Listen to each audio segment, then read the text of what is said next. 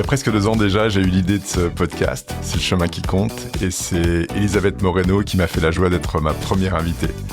Ce podcast, c'est d'abord le fruit d'une conviction assez simple, l'idée qu'en chacun d'entre nous, il y a un potentiel immense qui sommeille, mais ce potentiel est parfois enfoui sous des blessures, des peurs, des injonctions, des traumatismes ou même des habitudes. Et que pour révéler ce potentiel, il y avait une transformation qui était souvent nécessaire. D'où vraiment mon obsession pour ce thème. Et depuis, j'ai tendu ce micro à une 50aine d'invités, 50 parcours, 50 histoires, 50 chemins de transformation. Des personnes de tous horizons, des entrepreneurs, des artistes, des sportifs, des militants, des thérapeutes, des dirigeants, avec cette caractéristique d'être tous des êtres profondément humains. Et après ces 50 épisodes, quelque chose est devenu très clair pour moi. Au fond, tous ces invités racontaient souvent la même histoire, l'histoire d'un être humain qui tente de revenir à lui-même. Et pour être honnête, j'avais aucune idée d'où cette aventure me mènerait. Et au départ, je pensais seulement interviewer des personnes juste inspirantes pour m'inspirer moi-même. Mais en réalité, ce que j'étais en train d'observer, c'était les mécanismes profonds de la transformation humaine. Et ce que je voulais faire dans cet épisode spécial, c'est partager avec vous, finalement, ce que j'ai retenu de toutes celles et ceux qui se sont succédés à ce micro et qui ont accompli eux-mêmes ces transformations. Et en fait, il y a 5 points saillants qui reviennent de manière récurrente et que j'aimerais partager maintenant avec vous.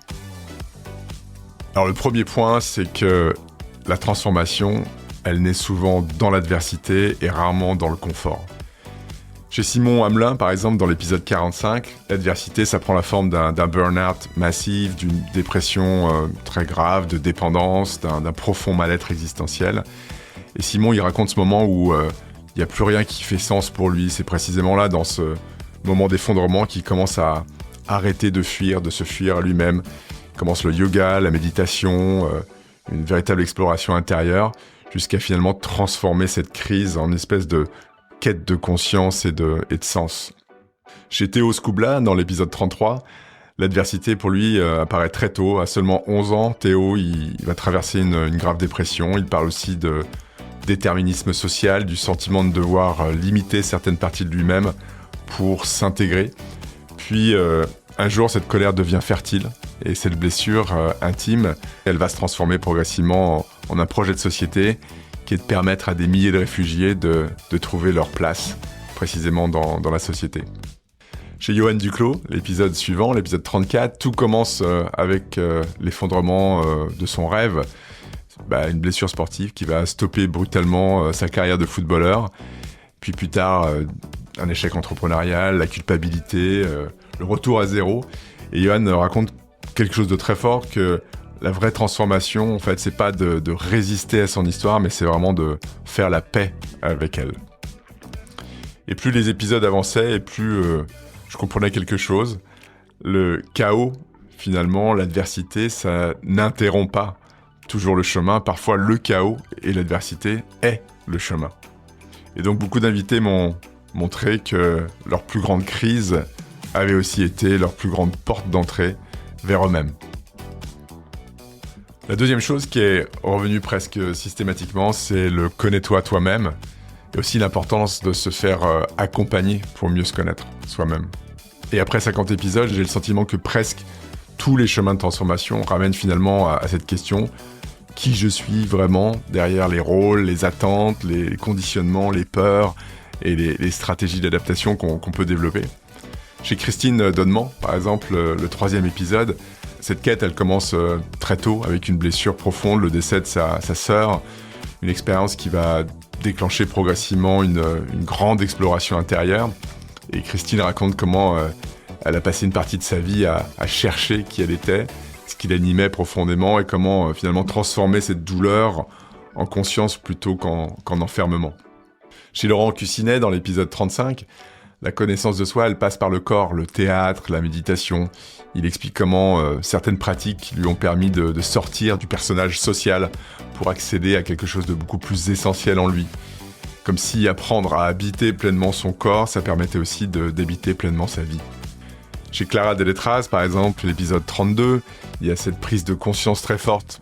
Elle a été longtemps celle qui devait aller bien, celle qui tient, celle qui avance, jusqu'au moment où elle a réalisé qu'elle s'était construite beaucoup en fonction des besoins des autres, et que se connaître vraiment, ça impliquait aussi de se demander qu'est-ce que moi, je veux profondément pour moi-même. Et autre chose qui m'a profondément marqué, c'est qu'on a évidemment souvent besoin des autres pour mieux se rencontrer soi-même. Il y a beaucoup d'invités qui ont parlé d'un thérapeute, d'un coach, d'un mentor, d'un enseignant ou simplement d'une rencontre. Quelqu'un qui leur a permis de ralentir, de prendre du recul, de poser des mots ou de voir enfin ce qu'ils ne voyaient plus eux-mêmes. Chez Pascal Van Kutsen, par exemple, dans l'épisode 6, l'accompagnement, ça devient même une philosophie de vie. Pascal, il nous explique qu'on a souvent besoin d'un regard extérieur pour révéler des ressources qu'on ne voit pas nous-mêmes. Comme si notre potentiel devenait parfois visible d'abord dans les yeux des autres avant de le devenir pour nous-mêmes. Chez Anne Merland, dans l'épisode 18, il y a cette idée très forte qu'on ne peut pas toujours guérir uniquement par la compréhension intellectuelle. Il y a certaines blessures qui nécessitent d'être traversées, d'être ressenties, accompagnées, sécurisées. Et ça demande parfois de se faire aider. Et après ces 50 épisodes, je vois désormais l'accompagnement d'une manière totalement différente. Se faire accompagner, c'est pas un aveu de faiblesse, c'est parfois un acte de courage. Le courage de regarder en soi, de questionner ses schémas, de ralentir et d'accepter que on se transforme pas seul, pas tout le temps. Parce qu'au fond, beaucoup de ces invités se sont pas transformés en trouvant toutes les réponses, ils se sont transformés aussi en apprenant à se poser peut-être de meilleures questions. Puis la troisième chose que j'ai entendue encore et encore dans ces 50 échanges, c'est le retour au corps. Et l'importance de sortir du diktat de notre mental pour mieux écouter les signaux que notre corps nous envoie, parce que bien souvent, le corps, lui, il sait avant nous. Chez Ilona Huynh, par exemple, dans l'épisode 17, le deuil de son père provoque une profonde bascule intérieure, et c'est finalement par le corps et le mouvement qu'elle commence à traverser cette douleur. Elle part marcher, Ilona, plus de 2200 km sur le chemin de Compostelle. Et c'est une marche qui est aussi bien physique que spirituelle, comme si avancer avec son corps, ça lui permettait aussi d'avancer intérieurement. Chez Joël Romanet, dans l'épisode 30, le message il est très clair, le corps c'est un livre ouvert. Elle explique comment les douleurs, les tensions, les symptômes racontent souvent ce que notre psychisme n'arrive plus à exprimer lui-même. Chez Stéphane Bourbier, dans l'épisode 13, après les années d'intensité professionnelle, il y a une question qui surgit chez Stéphane, quel sens donner à ma vie ?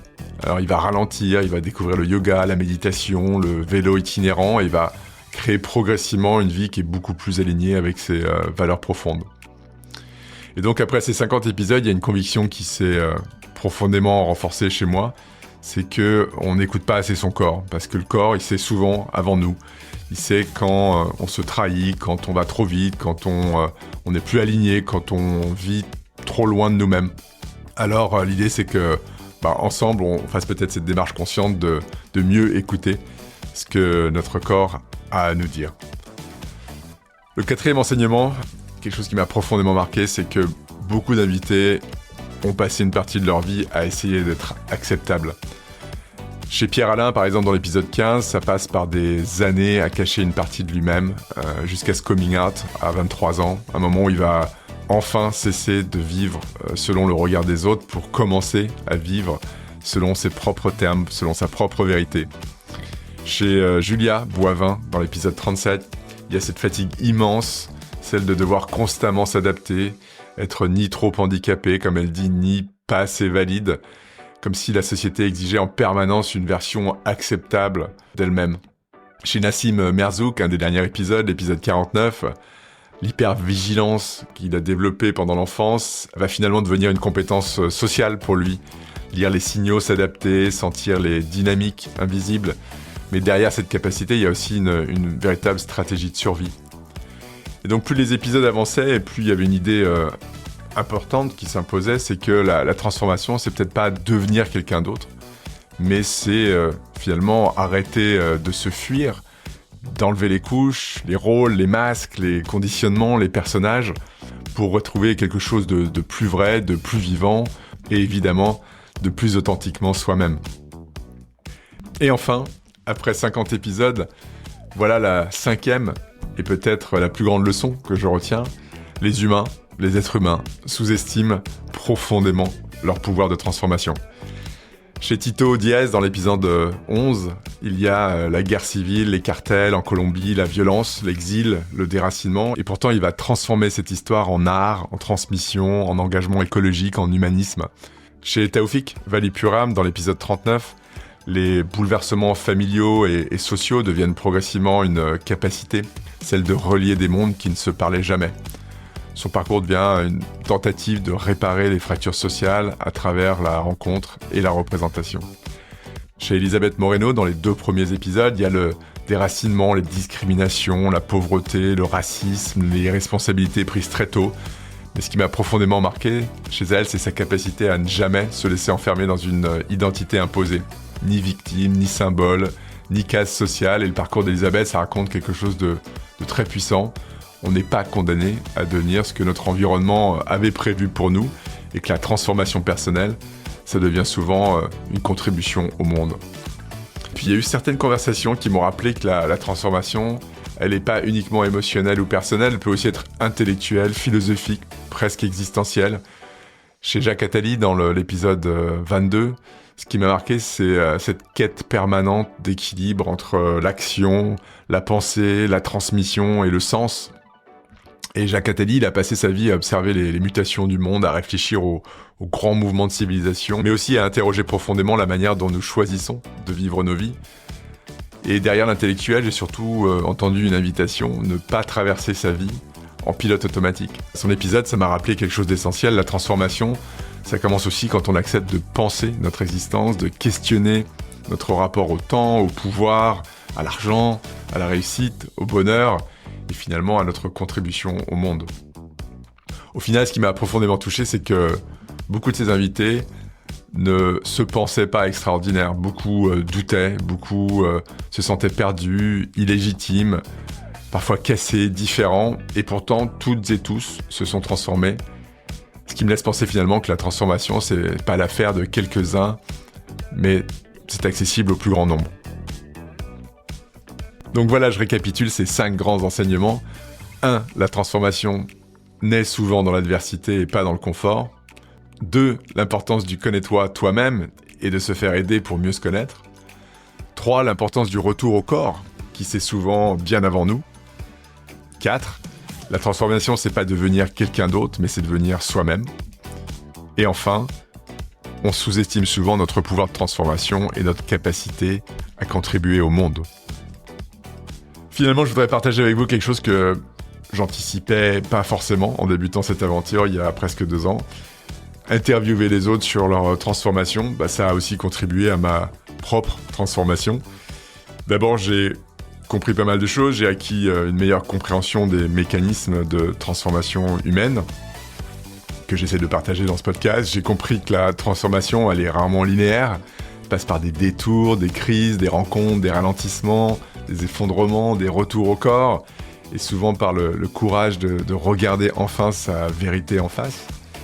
J'ai aussi compris quelque chose d'assez personnel, c'est qu'en écoutant ces invités, j'ai réalisé que ce potentiel, il existait aussi en moi, comme il existe d'ailleurs en chacun d'entre nous, et ça donne un immense espoir.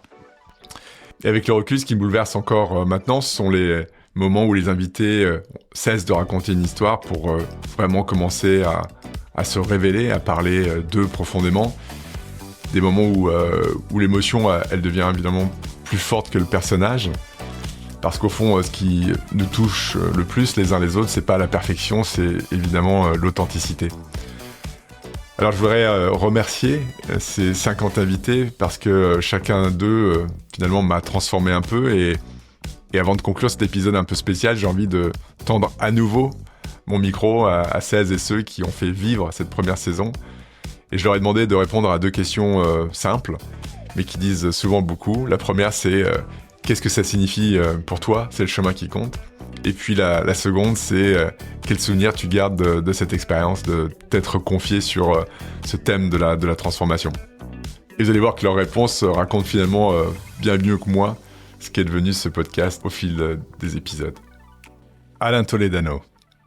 C'est le chemin qui compte est une phrase assez éloquente. C'est Lao Tzu qui disait « La perfection n'est pas un but, c'est un chemin ». Ce qui est important, c'est de construire au quotidien avec des ambitions, avec des objectifs, avec un engagement. Alice Hachet. Alors pour moi, il n'y a que le chemin qui compte, parce que la destination, on la connaît pas. Même si on sait plus ou moins où on va, il n'y a que le chemin qui va exister, qui fera que cette destination sera la bonne.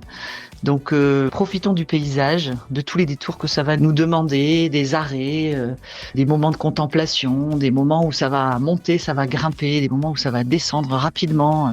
Voilà, tous ces moments-là qu'on va traverser pour créer ce chemin, c'est ça qui compte, parce que c'est là qu'elle est la vie. Pour moi, la vie, c'est maintenant, c'est dans le chemin qu'on fait, pas à pas. On ne sait pas où on va, mais on y va, plutôt avec enthousiasme, même si on va croiser des chemins qui seront un peu ardus. Anthony Babkin. Le chemin qui compte, c'est quelque chose où tu gagnes, mais l'instant où tu gagnes, où tu réussis, que tu n'oublies pas d'où tu viens et tu transmets. Enfin, sinon, c'est une quête complètement individuelle et égocentrée. Donc voilà, pour moi, un chemin qui compte, c'est un chemin où tu transmets. Camille Sirène. Pourquoi c'est le chemin qui compte ? Parce qu'il ne finit jamais. C'est grâce à lui qu'on grandit. Et on finit par l'aimer, quoi qu'il nous propose dans les étapes de la vie. Comme disait Jung, ce ne sont pas les événements qui comptent, mais la relation qu'on entretient avec eux. C'est-à-dire, qu'est-ce que je fais de ce qui m'arrive ? Et l'autre chose importante que ça a permis de confirmer, d'affirmer un peu plus encore dans mon parcours et mon accompagnement, c'est l'importance du corps. Du corps pour cheminer, pour avancer, du corps qui a cette mémoire de toutes les étapes du chemin, même celles qu'on aurait pu oublier, du corps qui est celui par lequel aussi on peut se retrouver, du corps qui est aussi le nid de cette énergie singulière, initiale presque, qu'on porte chacun, et qui ne vieillit jamais. Christine Dodement.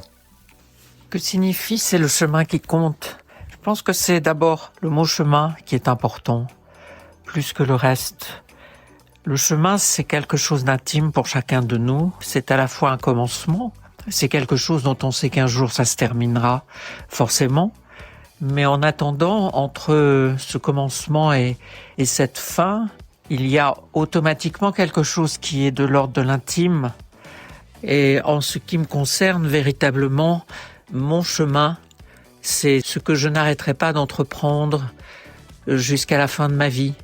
C'est-à-dire cette nécessité de me mettre en risque, de prendre des décisions, d'en changer, d'avoir presque le culot d'oser et d'aller vers ce que je crois, à la fois le verbe croire et le verbe croître. Et tout ça constituera mon chemin. Émilie Ribaud.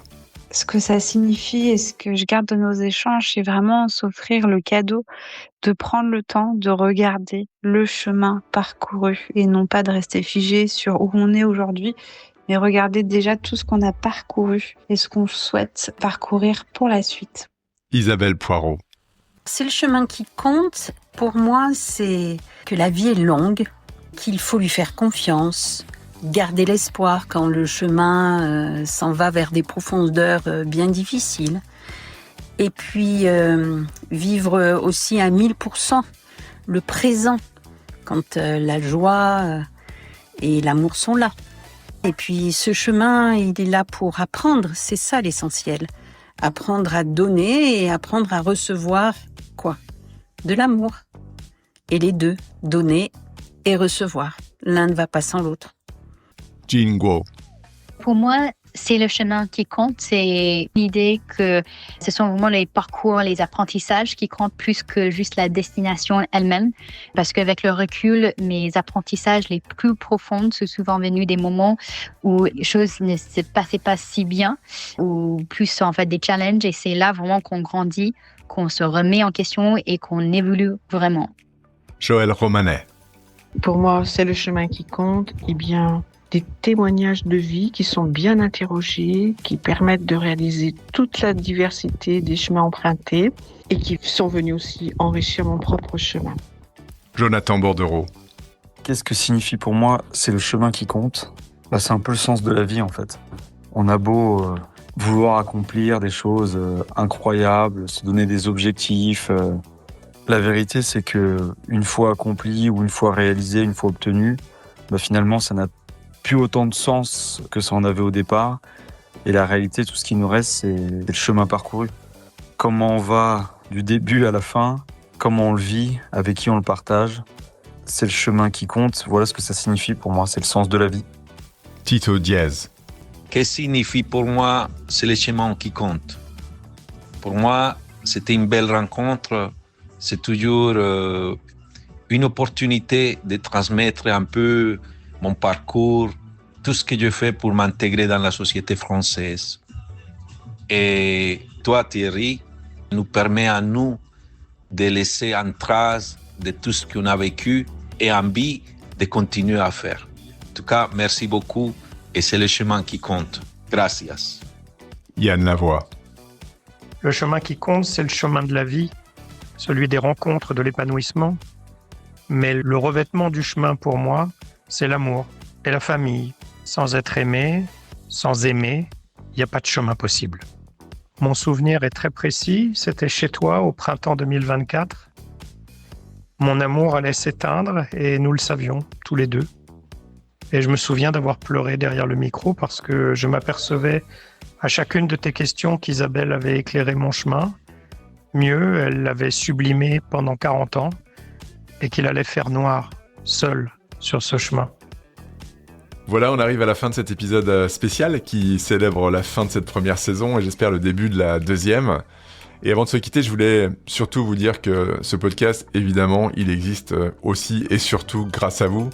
Et je voulais à cette occasion vous remercier très sincèrement, vous, les milliers d'auditrices et d'auditeurs qui nous avez rejoints sur le chemin depuis 2 ans et qui très fidèlement écoutez, partagez, recommandez et m'encouragez en m'envoyant souvent un message après un épisode. Et à ce sujet, j'aimerais vraiment vous entendre davantage et que vous me disiez qu'est-ce que cette première saison vous a apporté, quels épisodes vous ont le plus touché, qu'est-ce que vous aimeriez entendre davantage dans la prochaine saison ou de différents. Est-ce qu'il y a des thèmes, des formats, des invités ou même des changements que vous aimeriez voir émerger ? Évidemment, ce podcast, c'est une conversation vivante et j'aimerais vraiment que la suite se construise avec vous. Alors n'hésitez pas à m'écrire sur LinkedIn ou par email à l'adresse suivante, c'estlechemin@gmail.com. Voilà, on arrive au terme de cet épisode un peu spécial et si après 50 épisodes, je devais retenir une seule chose, ce serait peut-être celle-ci. Le potentiel humain est probablement beaucoup plus grand que ce que nous imaginons, mais encore faut-il se donner la chance de se mettre en chemin pour se rencontrer soi-même. N'oubliez jamais, c'est le chemin qui compte, alors bon chemin.